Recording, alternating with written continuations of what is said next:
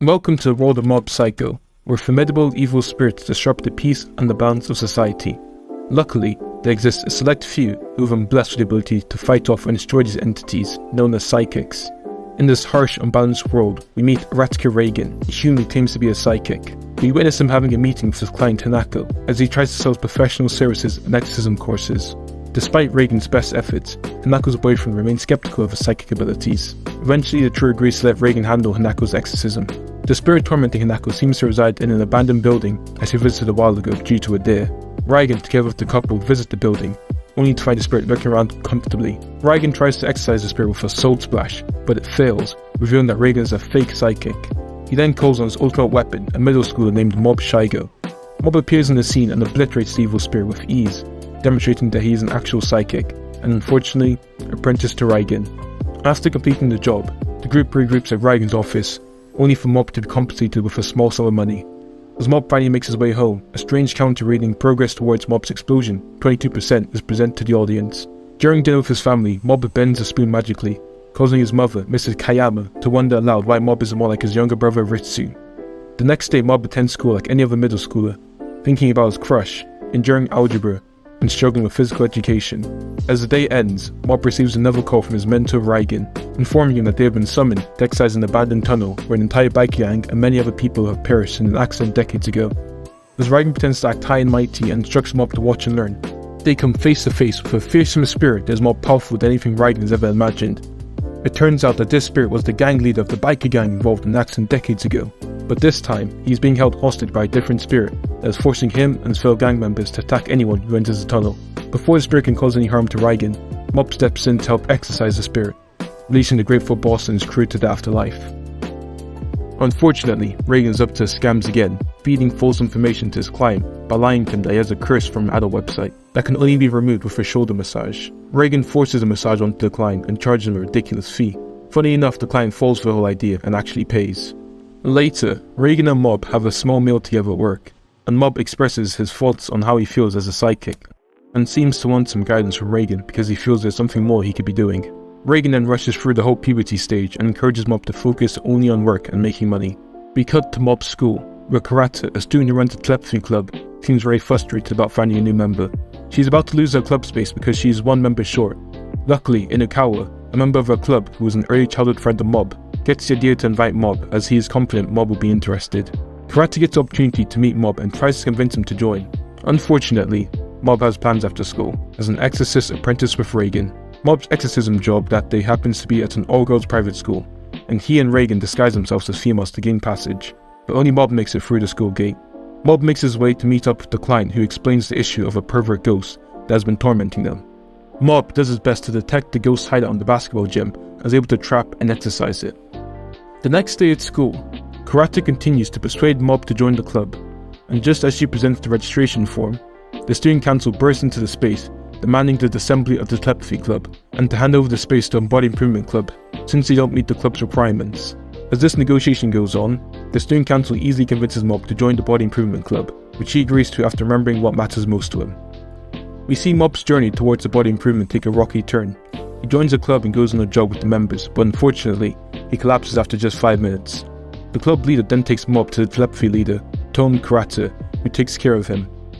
As Mob recovers, he reveals to Karate that he is an actual psychic and demonstrates some techniques to prove it.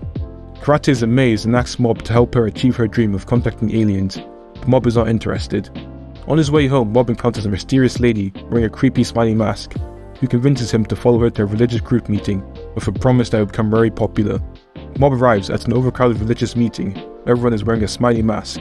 He is escorted onto the podium where he meets 2 other people, Mezato, a girl from his class, and a wary-looking man. The group's religious leader, Dimple, of the LOL religious group, emerges out preaching the LOL gospel.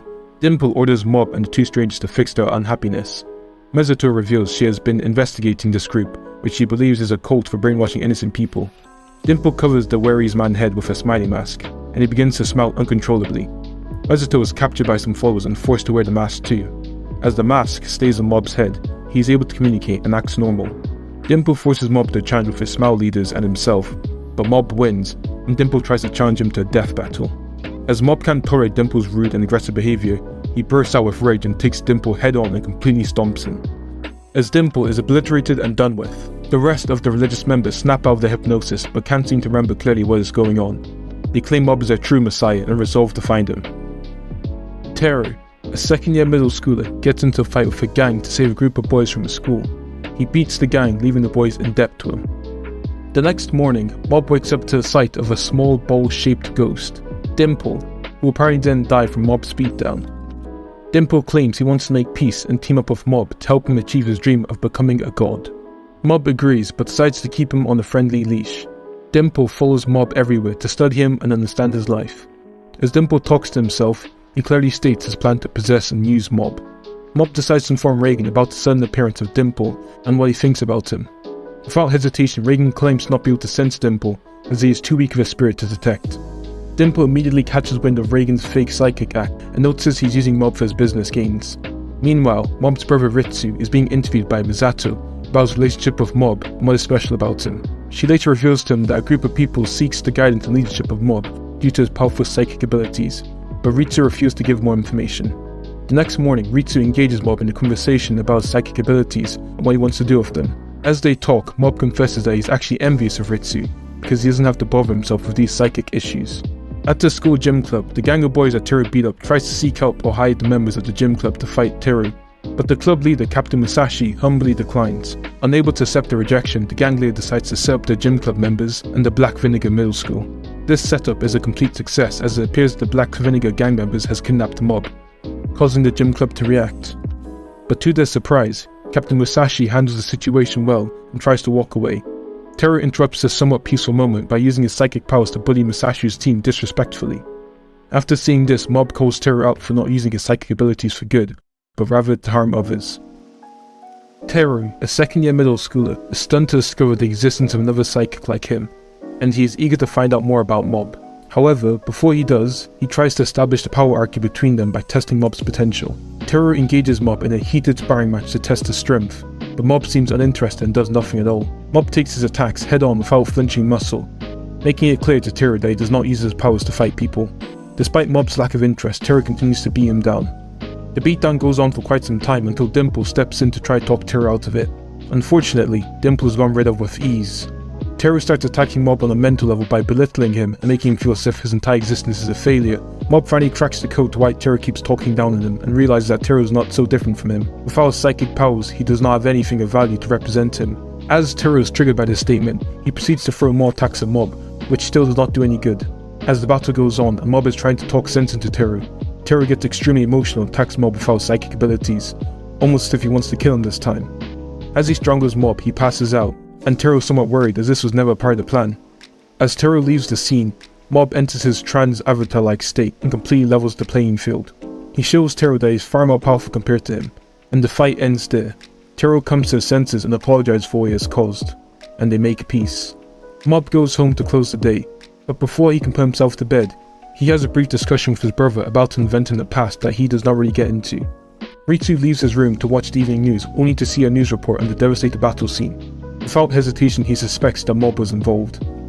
Thank you for watching. This is my first video, so if you subscribe it would mean the world to me, and turn on notifications for my future uploads.